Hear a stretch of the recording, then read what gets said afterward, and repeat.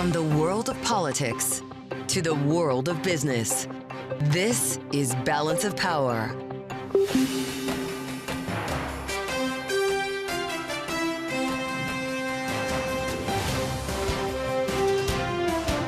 Live from Washington, D.C.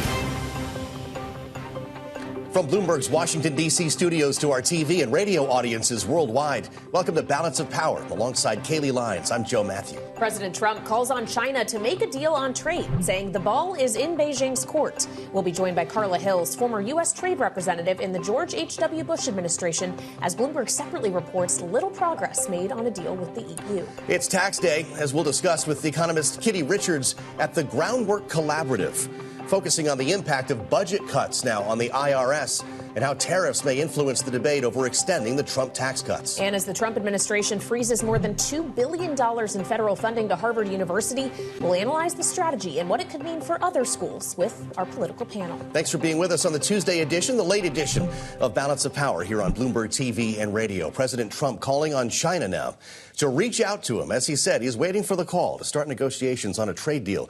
White House Press Secretary Caroline Leavitt reaffirming that message during today's press briefing.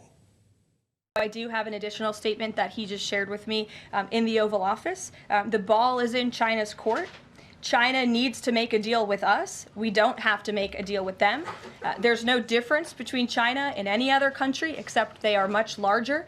And China wants what we have, what every country wants, what we have, the American consumer. Or to put it another way, they need our money. Joining us now with more, Bloomberg White House correspondent Catherine Lucy. Catherine, it's great to have you at the table. How do we read into the commentary today from the White House, the fact that Beijing is not responding? I mean, the White House is talking tough, and Beijing is dug in. Both sides seem very dug in on this. So it does not seem like we're getting any kind of state visit or detente anytime soon, or even high-level talks. And so that, I think the question now is, when does something break through? But it's not clear that this kind of strong-arm tactic is currently moving Beijing. Mm-hmm. Well, and in the meantime, Beijing is doing things like cutting off Boeing deliveries. Exactly. Deliveries yeah, it's President a lot Trump of, says is reneging on a deal. Yeah, it's a lot from both sides. Okay, so if those talks aren't happening, we do know that some talks happened yesterday between the Commerce Secretary Howard Lutnick, USTR Jameson Greer, and the EU's trade chief, with our reporting indicates he left that meeting feeling very uncertain about the path forward. What do we know? Yeah, certainly our reporting suggests that not a ton of progress was made. They still don't know where this deal is going. I think compared to China, EU is clearly looking to make a deal. They are having talks, so that's happening, but it does not actually. The White House has been talking about how they are close on deals with certain countries, and it does not currently seem like the EU is part of that list. Yeah, or maybe not top of the list as they focus on countries like Japan and South Korea. Yeah, Bloomberg's exactly. Catherine Lucy, thank you so much. This afternoon, Justice Department lawyers appeared before a federal judge in Maryland in the wrongful deportation case of Kilmer Abrego Garcia, who the Supreme Court has ruled should have his release from the prison where he was mistakenly sent in El Salvador facilitated by the Trump administration. Today's hearing comes after El Salvadoran President Bukele said yesterday at the White House he would not return Abrego Garcia to the U.S. And joining us now with the latest is Bloomberg's Greg Stohr. So, Greg, obviously the hearing just wrapped up. It was quite contentious. What do we need to know about the path forward here?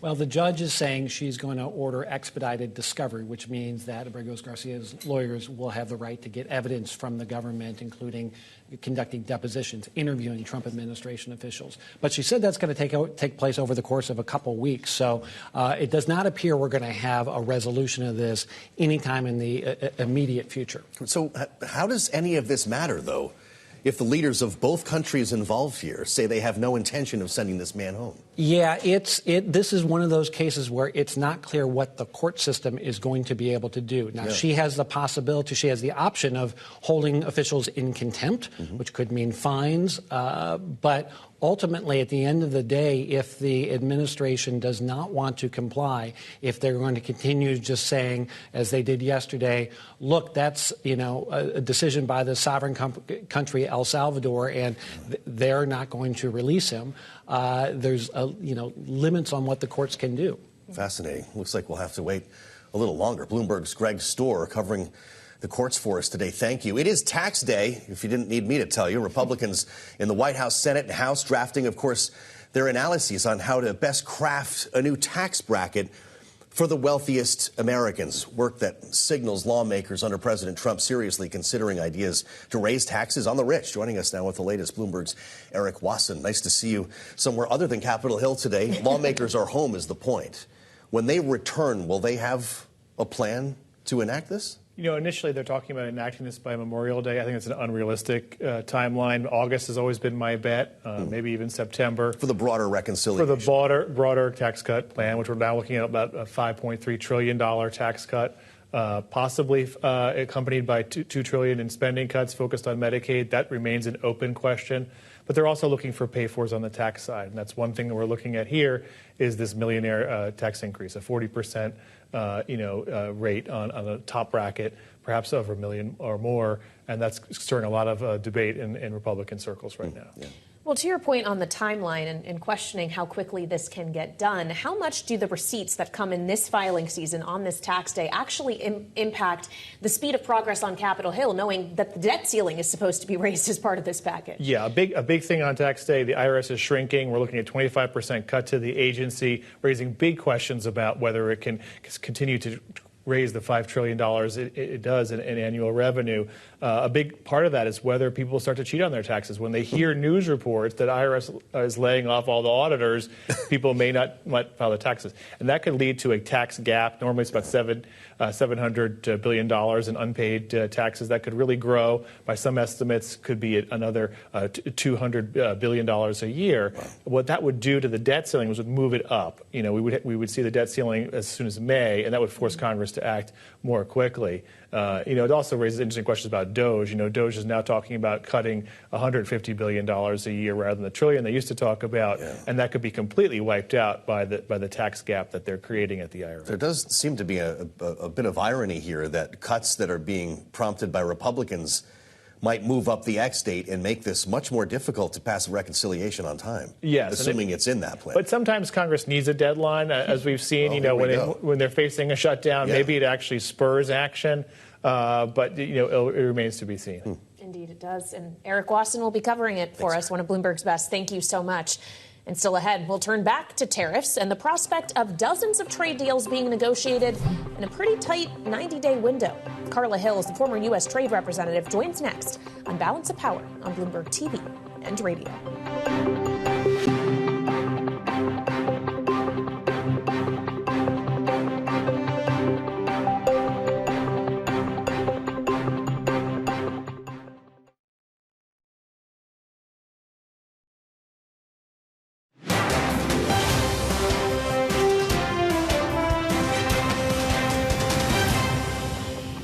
The president's deeply involved in this as well. He has made it clear to his trade team he wants to personally sign off on all of these deals too. We've had more than 15 deals, pieces of paper put on the table, proposals that are actively being considered. And as we've said consistently, more than 75 countries have reached out. White House Press Secretary Caroline Leavitt during the briefing earlier today with an update on tariff negotiations. But Bloomberg is reporting that in talks this week, the EU and the U.S. made scant progress bridging their trade differences, while the Trump administration has indicated that the bulk of the U.S. tariffs imposed on the bloc will not be removed. And joining us now with her perspective here on Bloomberg TV and radio is Carla Hills, former U.S. trade representative during the George H.W. Bush administration. Ambassador Hills, thank you for being here on Balance of Power. As we consider what she just said, that 75 countries have reached out to discuss a deal, knowing the window to get one done is 90 days. What kind of miracle would it take to complete all of those deals in such a short window? I think that the administration has to sit down and talk to our friends and allies and talk about where there is a win-win situation.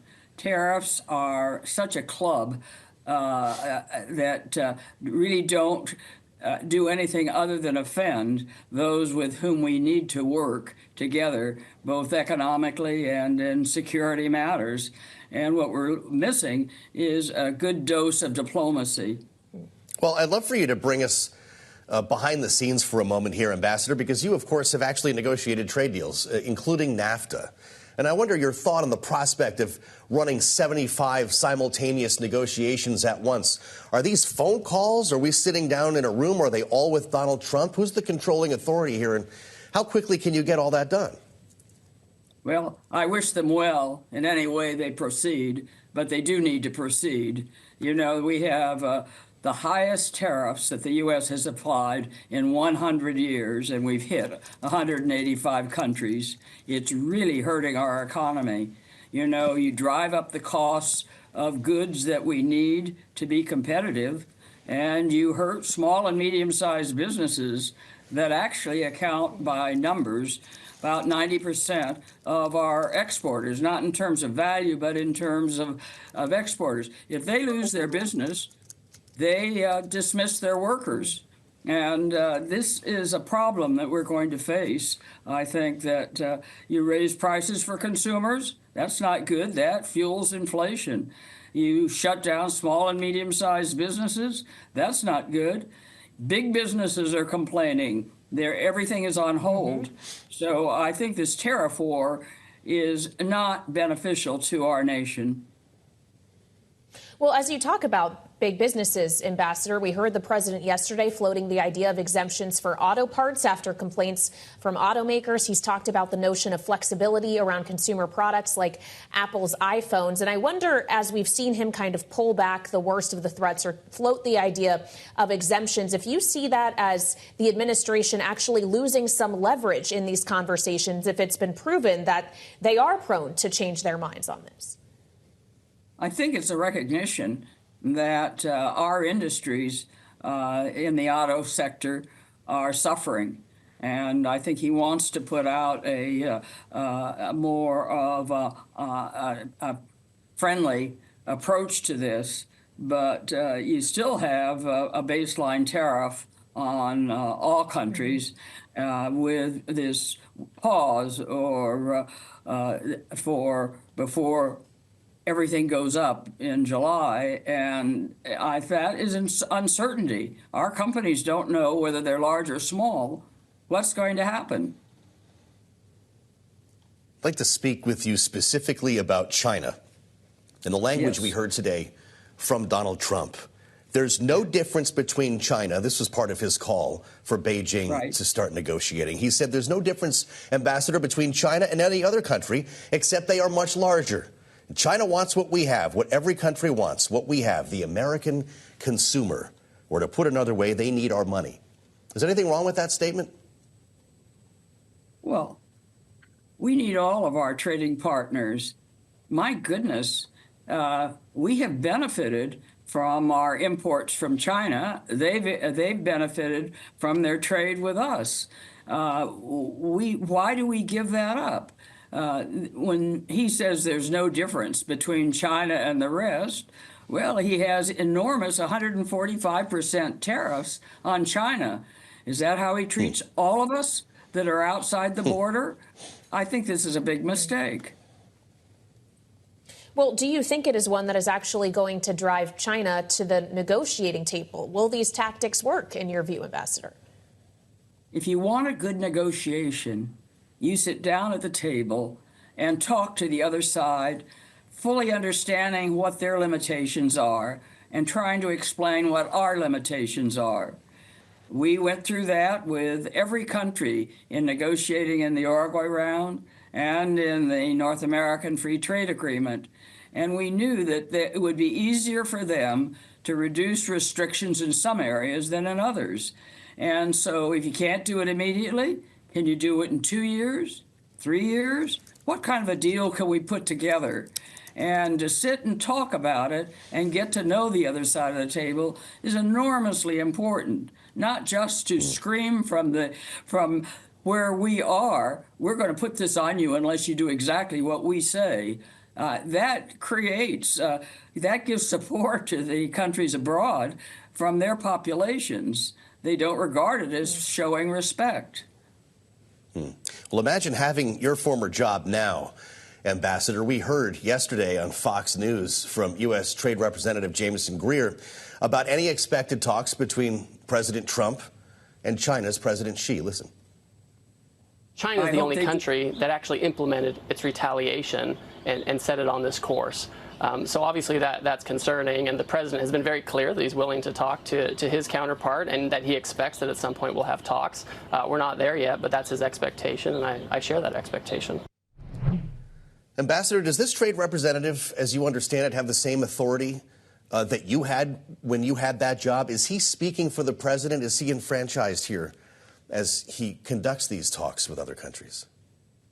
Well, I'm not an intimate advisor within this administration, but it appears that the people that the president has appointed are very anxious to follow whatever it is that he proposes. So I'm not sure that he is ready to accept advice.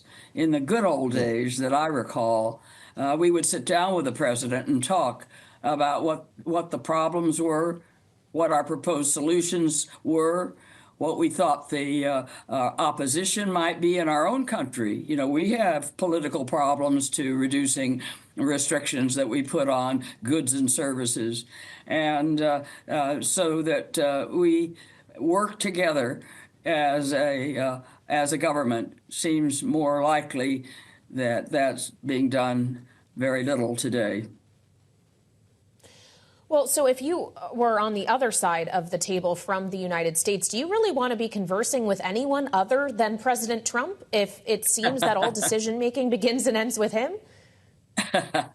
Well, he can only speak to of the 145 nations that we are negotiating with a little bit. But I do think that if there's no question that his team is reluctant to make a recommendation that runs counter to something that he has said publicly.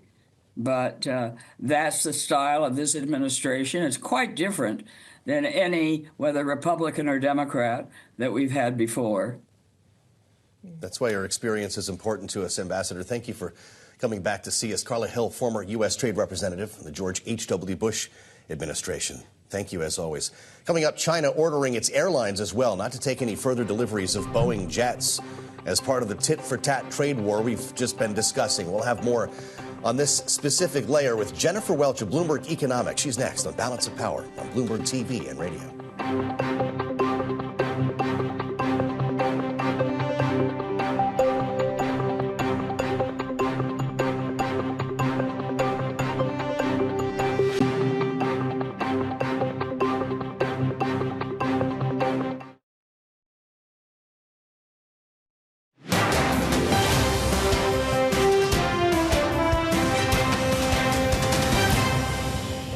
Do you see a decoupling, though, between Washington and Beijing? There doesn't have to be. There could be. There's a big deal to be done at some point. China is both our biggest economic competitor and our biggest military rival. So that's going to require a special kind of formula. Treasury Secretary Scott Bessent talking with Bloomberg's Anne-Marie Hordern yesterday about the future of the U.S.-China trade relationship.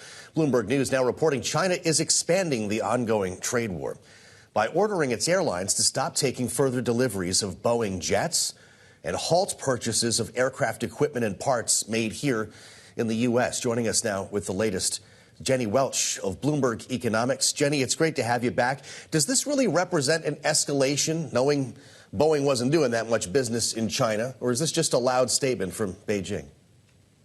I think this is more the latter. This is Beijing striking in a way in which it can, right? Tariffs tend to hurt China. It also doesn't have as much of an advantage as the U.S. does, given it is much more reliant on exports in the U.S. than vice versa.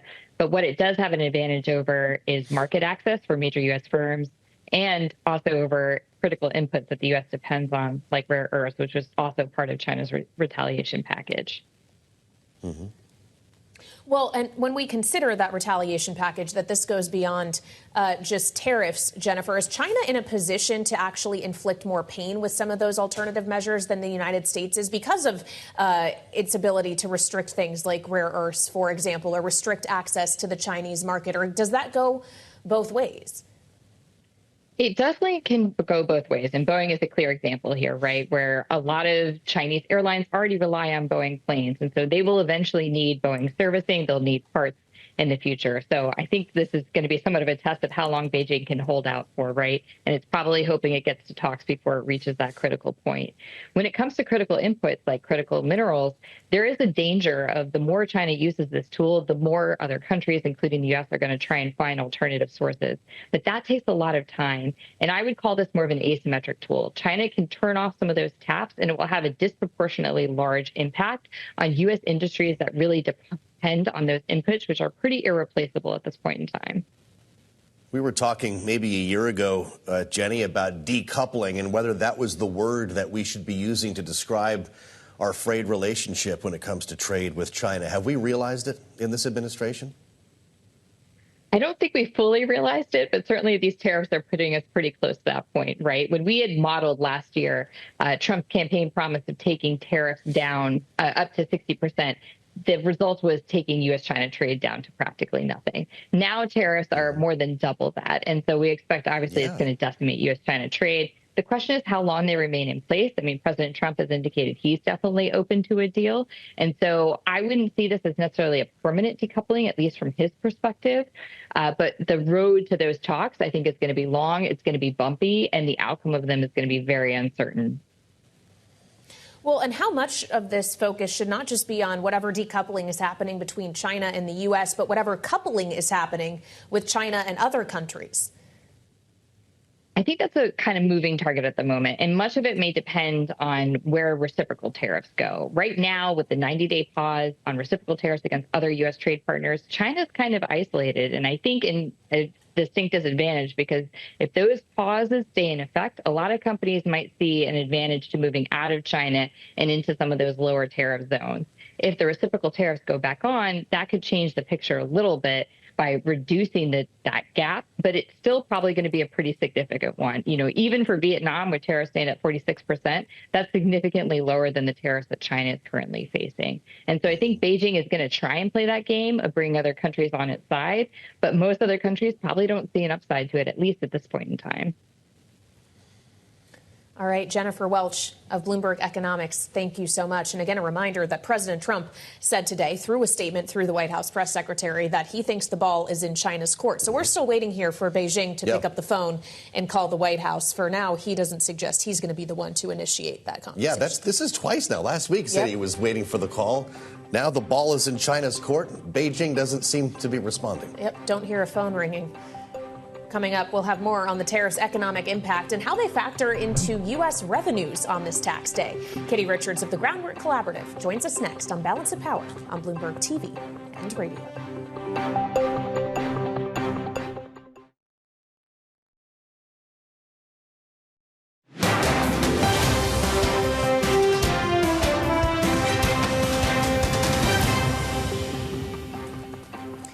This is Balance of Power on Bloomberg TV and Radio.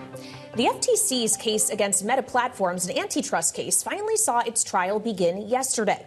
And according to new reporting just in from the Wall Street Journal, that trial is something Mark Zuckerberg tried to avoid. They report he called the head of the Federal Trade Commission in late March with an offer that Meta would pay $450 million to settle the case. Wasn't accepted. For the latest, we turn now to Bloomberg's Mike Shepard. So we understand, Mike, according to the Journal's reporting, that Andrew Ferguson, who now leads the FTC, didn't see this basically as a credible offer, which is why Zuckerberg has had to be on the stand in the trial room. That's right. Kaylee, he has been on the stand the past 2 days, really trying to explain the company's rationale over the nearly past 2 decades in trying to acquire Instagram and WhatsApp and defending those as not examples of monopolistic behaviors the FTC has been alleging in this case. They did try to stave this off with that offer you just described, and the FTC chair, Andrew Ferguson, who's been on this in this space before, did not see it as credible. $30 billion was actually what the agency had thought would be a serious settlement, and they wouldn't do anything less than $18 billion along with a consent decree. So this was pretty far from the mark in the agency's view. Meta, right before the trial, according to the Journal's reporting, upped the offer to $1 billion, but it still wasn't enough. And, of course, Mark Zuckerberg is trying to parlay that proximity to Donald Trump that we saw develop over the past year. Well, I was going to say, with friends like these, my goodness, doesn't Mark Zuckerberg have the president's phone number? Well, I'm sure he does, and he's been to Mar-a-Lago enough times and the White House to avoid this very moment. To perhaps avoid this very moment. But, you know, the FTC has made clear that it intends to pursue this agenda, going after tech companies over what has been seen by both parties as anti-competitive behavior. And it's something that's reflected in the vice president. You know, J.D. Vance has made clear that he finds this conduct objectionable, not only by tech companies, but by other industries as well. But big tech certainly has taken the brunt of that criticism from him. Bloomberg's Mike Shepard. Thank you so much, Mike. And from Mike's own wheelhouse here, as we consider the intersection of Washington and technology in this case. We have breaking news, Kaylee, on Nvidia, and the stock is trading lower in after hours right now. As we run the headline across the terminal, Nvidia says the U.S. requires a license to export its H20 products to China. These are the GPUs, not on the level of Blackwell or some of the higher-end chips that we talk about here, but were supposed to be available to China following Jensen Huang's meeting with Donald Trump. They met recently and unlocked this potential, but apparently there is another layer to the story, and we're going to try to learn more about this as we work our way through the evening here. Nvidia shares down about 4% in post-market trading. As we carry on with our coverage from Washington, Terry Haynes, the founder of Pangea Policy, earlier today on Bloomberg, talked about Congress's effort to pass President Trump's tax cuts and the role that tariffs, as we've been discussing throughout this hour, will play in paying for them. Listen. I'm optimistic that the Congress gets this done. There's an awful lot of alignment on that. What you're going to see is a very big tax cut number coming through, I think, and I think that probably balances or more the tariff shocks. Joining us now with more, Katie Richards, Senior Strategic Advisor at the Groundwork Collaborative. Nice to see you at the desk. Thanks for coming to talk to us. Do you see the balance in the way that Terry does there? Thank you so much for having me. Unfortunately, I think we all have a pretty good sense of what the tax bill is going to look like, even though it's still being ironed out. And what we're going to see is a continuation of the Trump administration's push since the first Trump administration to cut taxes primarily for the very wealthy and corporations. And we saw this on the campaign trail. He pledged to further lower the corporate rate to 15% after already cutting it from 35 to 21 in his first term. There's been a pledge to continue the Trump tax cuts for the highest income taxpayers. And also in the budget blueprint that Congress passed, we see them partially paying for this with cuts to health care for everyday families. And there's no reason to think that tax cuts for the wealthy and corporations are going to somehow protect Americans from cost increases or market disruptions caused by the Trump administration's approach to tariffs. But on your point about wealthy Americans, our reporting indicates that Republicans are actually considering raising the rate on taxpayers that earn more than $1 million a year to 40%. You don't buy it? You're not encouraged by that? I will believe it when I see it. Also, their tax-cutting plans for the other elements of the tax code that affect those wealthy folks and, of course, the corporate tax code, which primarily falls on wealthy shareholders, will likely more than counterbalance anything that we see on that top individual income tax rate. But I also think that we're really seeing Republicans in Congress cross-pressured at this moment. There are a number of them who have been ideologically committed for decades to tax cutting for the very wealthiest on sort of discredited trickle-down economic theories. They're running into others who have ideological commitments to not blowing up the deficit, though those concerns have fallen to the wayside every time that the rubber has met the road with this Republican Congress. And you have folks who are seeing their voters change and really, these agenda items are really unpopular with most voters, including most Republican voters. And so I think that they are really struggling to figure out how they're going to get this package across the finish line. Well, whether tax rates are going up or down, somebody needs to be around to collect the taxes at some point. On the early edition of Balance of Power today, we spoke with Erica York of the Tax Foundation. It is tax day. About the impact of IRS workforce cuts on this year's tax collection. We just learned today another 20,000 IRS workers took the president's buyout. Here's what she said.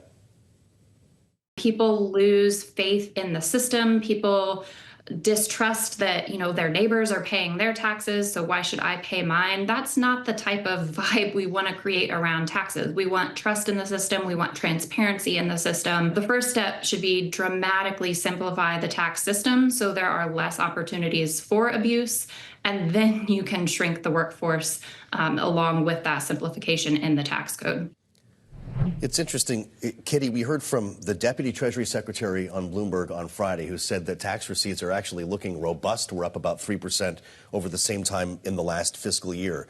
But once this kicks in, if there are in fact issues here, as Erica is describing, is it open season for cheats? What happens? It's interesting. We're hearing different things from sources within the IRS. Earlier this month, they were predicting a very significant fall in revenue by tax filing day, largely due to changes in taxpayer behavior around whether they think that they are going to be caught cheating, whether they are making their payments on time, that sort of thing.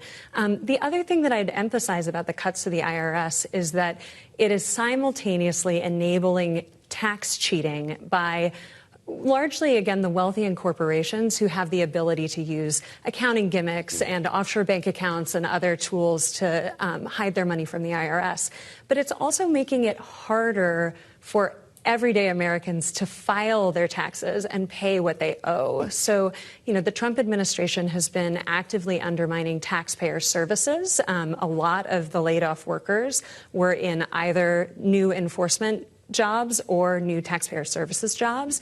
And they're undermining the new direct file program, which, thanks to a pilot program launched by Treasury last year, tens of millions of Americans are now eligible to file their taxes directly with the federal government rather than having to pay sometimes more than $100 to a private corporation to pay.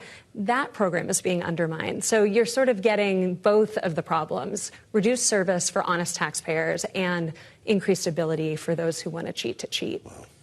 What about the revenue that could come into the Treasury's coffers because of tariffs? Kitty, obviously, while there's negotiations happening, there are still a number of tariffs in place, the 10% baseline, 145% on Chinese imports. What kind of revenue is that realistically going to drive? I think it's really hard to say what kind of revenue it's going to drive, but it is nothing like the revenue that the Trump administration is claiming. It is not going to be able to replace the massive tax cuts contemplated in their reconciliation instructions. I don't think that anyone on the outside thinks that those estimates are reasonable. All right, Kitty Richards, great to have you here in our Washington, D.C. studio. She's Senior Strategic Advisor at the Groundwork Collaborative. Thank you. Coming up, President Trump is threatening to revoke Harvard's tax-exempt status. We'll have more on the battle between the university and the current president and how it's ratcheting up. Plus, in his first big speech since it's the first big speech for his predecessor since leaving the White House, as former President Joe Biden is preparing to take the stage and address the fight over Social Security. We'll discuss both of those things with our political panel next on Balance of Power on Bloomberg TV and radio.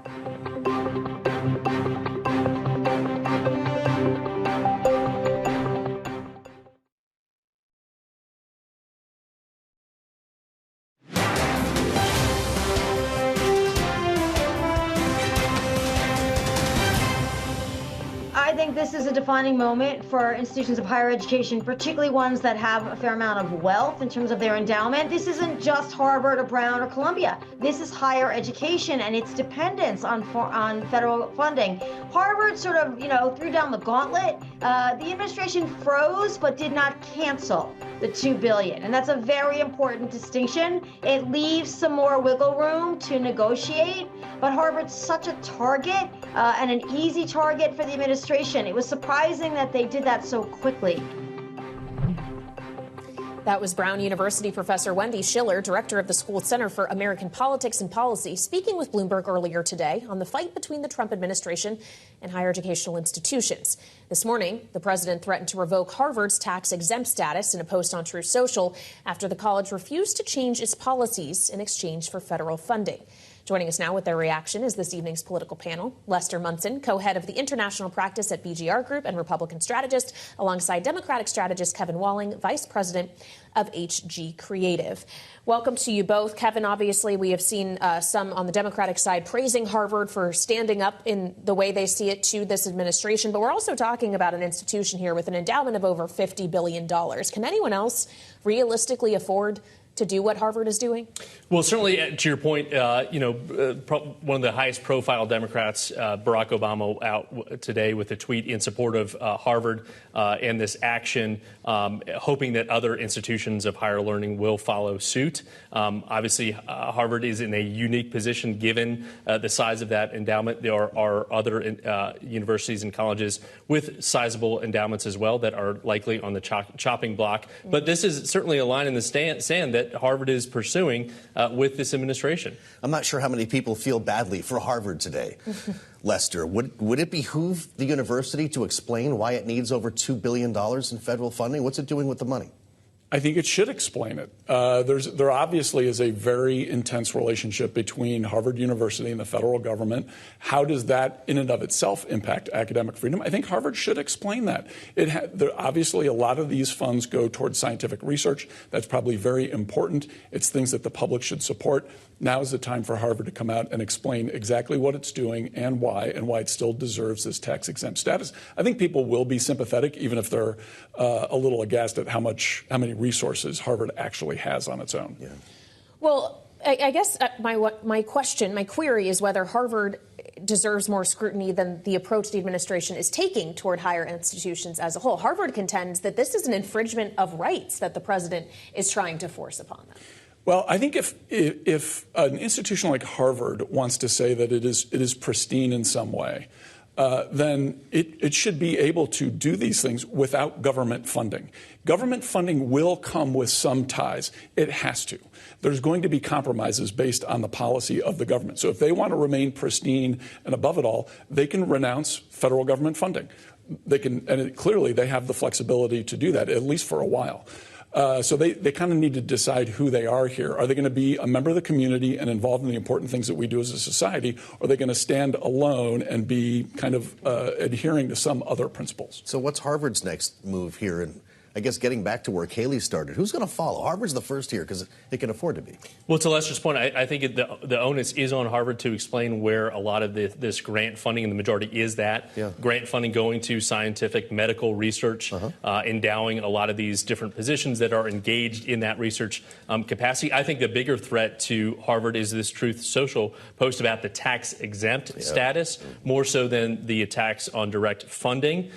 So much of community giving to a college, to a charity, is based on that tax-exempt status. Obviously, today being tax day, so much of what drives our activities is based on that status. I think that's the bigger threat. Harvard needs to get out, certainly ahead of that decision.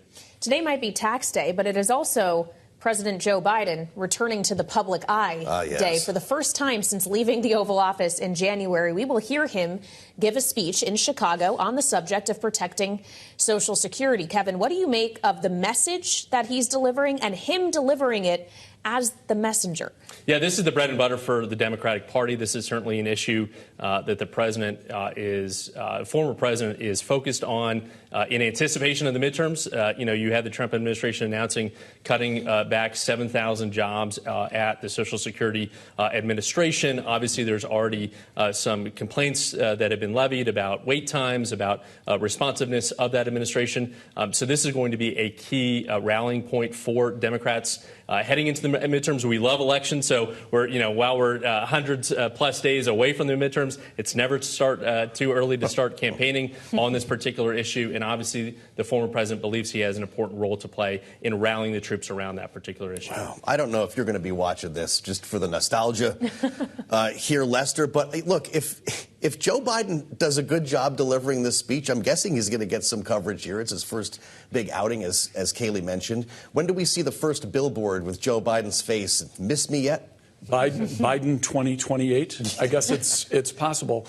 I disagree with Kevin a little bit. I'm not sure this is a great issue for Democrats to mount a comeback on. Trump, I think, is pretty firmly in the camp of not doing anything to change Social Security benefits or any of the other entitlements, where, frankly, we need some reform. If you really want to address the budget deficit and the national debt, you have to deal with these issues. Neither party is willing to do it.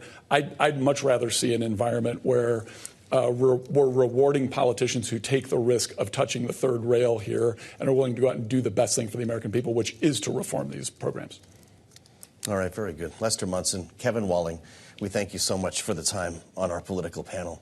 Coming up, Nvidia says a license is required to export H20 products to China. This just broke a short time ago. It's moving the stock after hours. We'll have details next on Balance of Power on Bloomberg TV and radio.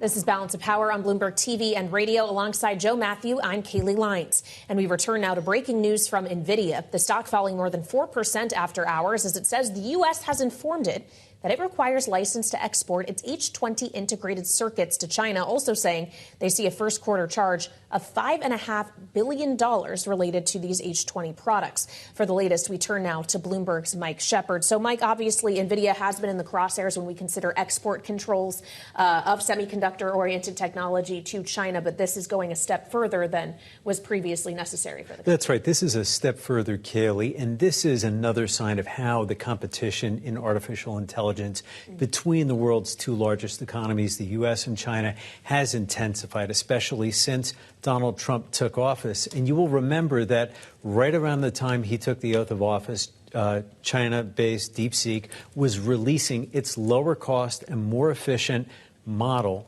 its R1 chatbot model, that took the world by storm and really surprised a lot, including the hyperscalers, but also Nvidia. The company, DeepSeek, was using Nvidia chips, an older generation of them, and this really marked a new blow to American hopes of maintaining what would be a sizable advantage. And it prompted Donald Trump to come out and say, we will make this a priority to retain this edge, to retain this dominance. But it signaled that China had not only its ambitions, but perhaps the wherewithal to pull it off. So these aren't Blackwell chips we're talking about, right? If you stacked up enough H20s, could you in fact get the same result as a DeepSeek? Could you advance an AI model? Is that why these are being restricted? And that is one of the concerns that the U.S. government has, is that, in fact, by using a different package or stack of these H20 chips, and remember, the H20 chip has already been modified and scaled down for the China market. Right. And that's owing to restrictions going back to 2022. As Kayleigh mentioned, Nvidia has been in the crosshairs since the Biden administration for the advanced chips it produces and sells, and have been selling into the China market. And they have been looking to make sure that China doesn't get its hands on the best stuff. H20 was introduced as a way to be sort of the stripped down, maybe dumbed down version. Yeah. But even that has proved to be something that Chinese startups could use to make breakthroughs in AI. Well, and I would imagine tariffs only add a complicating factor to this whole thing. Oh, and then you bring in tariffs, of course. And for all of these companies, it's yet another concern because, as NVIDIA has pointed out, the concern for them is that it's only going to embolden China to perhaps break away and try to seek its own innovation rather than trying to buy what American companies are designing and producing. So their concern is it's multifold. All right. Bloomberg's Mike Shepard in the clutch. Thank you for helping us understand this breaker live on Bloomberg. And we're dealing with another breaker now here on Bloomberg TV and radio. The president just signing an executive action to launch a Section 232 probe on critical minerals. This is, of course, after earlier this week launching another Section 232 probe, which specifically looks at national security implications when it comes to semiconductors and pharmaceuticals, now going to critical minerals. we understand, which would essentially set the stage for possible tariffs in that sector as well. Keeping in mind, for all of our conversation around reciprocal tariff rates and negotiations around those deals, there are still the sectoral tariffs that are looming. That's right, absolutely. This is yet another investigation. Unclear how long any of those are going to take, though. Is it 30 days, 90 days? I think typically it would be over 200 days for one of these to be completed. So we'll see how quickly they can make this work happen. Yeah, again, that Section 232 probe has started, and we'll have coverage of this for you tomorrow, in addition to some other pretty important events that will be happening on Wednesday. Fed Chair Jay Powell tomorrow. The Economic Club of Chicago. You will see and hear it live on Bloomberg TV and radio. We expect that'll start, Kaylee, around 1:15 p.m. Eastern Time. Of course, we'll be on the early edition by then. Thanks for joining us on Balance of Power. We'll see you back here tomorrow on Bloomberg TV and radio.